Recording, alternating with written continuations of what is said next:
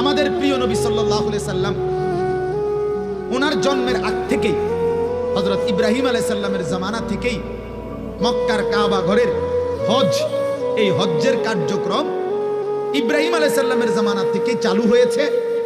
নবীজির জন্মের আগেও এই মক্কার মধ্যে হজ্জের কার্যক্রম চলমান ছিল।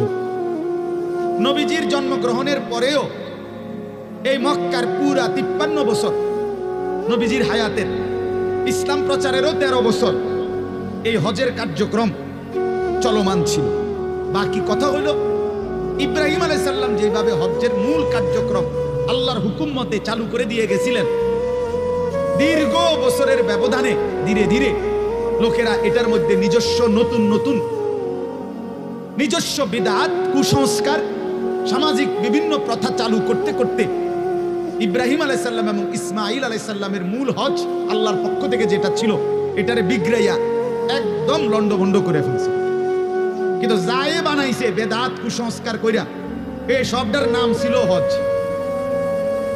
যদিও এটার মধ্যেই তারা মূর্তি পূজা, শিরিক, কুফরি অনেক কিছু চালু করে দিছিল।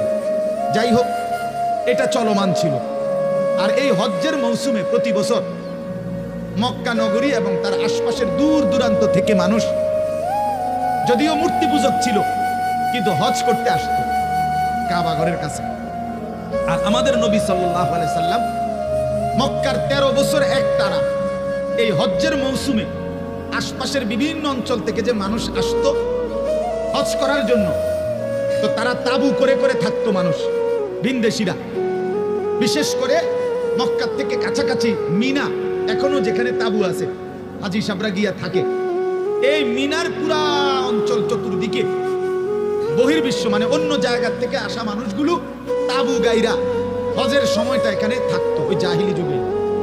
আল্লাহর নবী সাল্লাল্লাহু আলাইহি সাল্লাম 13টি বছর মক্কায় এই তাবুগুলোতে গিয়া গিয়া হজ্জের সময় অন্যান্য অঞ্চলের মানুষগুলোকে 1 জন 2 জন 10 জন 5 জন যাই পাইতেন যাকে কালেমার দাওয়াত দিতেন, ইসলামের দাওয়াত দিতেন।